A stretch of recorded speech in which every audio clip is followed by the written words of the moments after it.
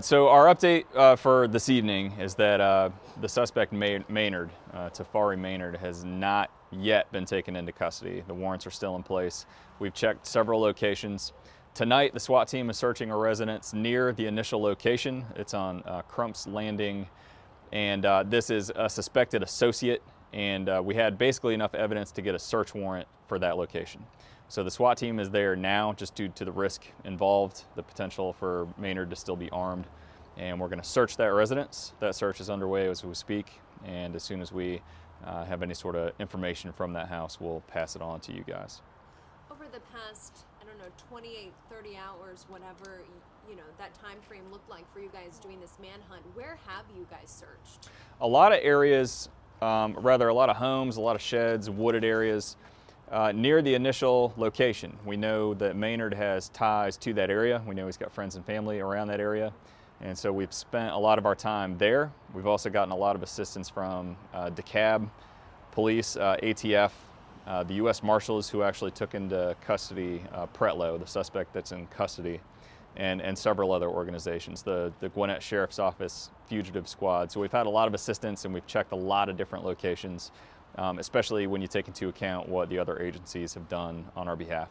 Witnesses who saw the crash, it seems, said there were 4 people who got out of the vehicle. Can you talk about those other suspects we haven't heard about yet, or just in general? Not with any great degree of certainty. The one very good description we had matched Pretlow very closely. So from everything from the clothing to the hair was a pretty good match for Pretlow. So we don't have any other good descriptions for who fled the car crash, as far as who might still be out there at large. So we have identified publicly Maynard, and who we're looking for, and Pretlow, who's in custody. We may still be looking for 2 additional people. So if there are any other witnesses, we would ask them to give us a call. Are you certain that the shots were fired just by Maynard? I don't know that we are with any great degree of certainty. Let me say that again, I guess. We're not certain that Maynard was the only one that fired shots, but of the people we have so far and the information we have so far, we do believe that Maynard fired the shots that killed Officer Tony. We know that Pretlow is accused of aggravated assault, that he allegedly pointed a weapon at an officer who tracked him down, and we heard that that officer fired in that incident. Was Pretlow injured at all? He was not. When we took him into custody, we were able to determine that he was not injured, so he was not struck by those shots. How cooperative has he been? I can't speak to that. I'm not sure. How important is it for your department to catch Maynard? It's very important, just for the safety of the area, for the peace of mind of the public and the officers here at the department. We would like to take him into custody, and we'd encourage him to turn himself in. We can guarantee his safety if he just turns himself in. But if this turns into some sort of situation where he's barricaded in a home or something along those lines, we can't. So we would like him to come forward, and if anybody knows where he is, we'd like the tips from them as well.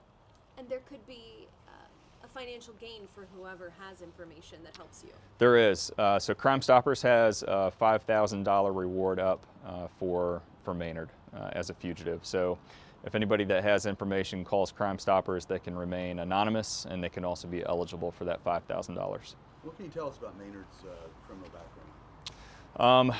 Not much. I think he probably has some stuff as a juvenile, and I know he has prior arrests in Gwinnett, but I'm just not sure what those are. I'm just not sure. What has the outpouring of support been like? The support has been wonderful, not only from our local law enforcement agencies, but nationwide, just from all across the country. We've received encouragement, support, resources, and then also from the community. The community has been wonderful. There's now a memorial set up in front of the police department. It'll stay up through funeral services at least. And if the family would like to take anything from that, of course, we'll provide all that that's left at the memorial to the family. I read on your website you have something like 813 officers or something like that. Have all of those officers been working these past couple days? I mean, it's just been a huge force. No, they haven't. We need to still maintain our presence. We need to do our day job as well. So we have used a lot of resources that are not attached to patrol, things like the SWAT team and DUI unit, motorcycle unit, units that are not patrolling sectors and answering 911 calls. But no, our patrol officers have maintained their daily duties, as have our detectives. And for people who might just be joining our live stream now, we kind of recap what is happening right now in terms of the manhunt. Yeah, so right now the SWAT team is serving a warrant, and it's very close to the initial incident location where this all occurred in the first place. We know that Maynard has ties to the area, and we're searching a residence we think is associated with him. How confident are you all that he's in the immediate area? I can't say for sure. You know, it's kind of 50-50 at this point. Plenty of time has passed. It's equally possible that he got in a car and is in Arizona by now, but he very well could just be bedded down with someone he knows. So it's a strong possibility that he's still local, but he certainly could have fled. And do you believe he was injured in the initial exchange with Officer Tony or afterwards sometime? We don't know. It's a possibility. But he hasn't turned up anywhere that we would expect. No hospitals or doctors have reported gunshot wounds, which they're required to do. Did Officer Tony get off any shots? I don't know. I know that the officer with him did, and I'm not sure if Officer Tony was able to return fire. Did you know Officer Tony? No, not well. I instructed in his academy. It was a large academy class. So no, I didn't know him personally, but from speaking to officers who did, he was just a complete gentleman, a real nice guy, very friendly, and just a joy to work with. Is the car out front, in fact, the car that he drove last night, or is that just another car? It's not. It's just another police car. His car, I believe, will be at the funeral, though. Do you want neighbors to stay inside tonight? Not necessarily. We don't have real strong evidence that he's just kind of roaming the streets looking for victims. So if he's around, he's probably hiding, and he'll probably remain hidden. So no, but we do ask that they keep their eyes out while they're out going about their business.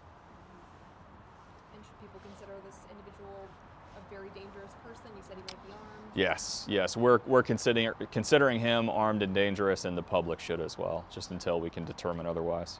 Do you know what kind of gun was used in the shooting? We haven't released details beyond it's just a handgun, and we'll leave it at that for now. Have you guys talked to his family, to Maynard's family? To Maynard's family. Detectives, I believe, have been in contact with friends and family of his. Nothing that's led to a break as far as his location at this point, though. What are your hopes at this point for your whole department? For the sake of the family and the officers that work here and the public, we would just like him to turn himself in. That's the biggest hope. Turn himself in or catch him, and then we can move on and get through the grieving process and return to a little bit of normality. But first things first, we have to catch him.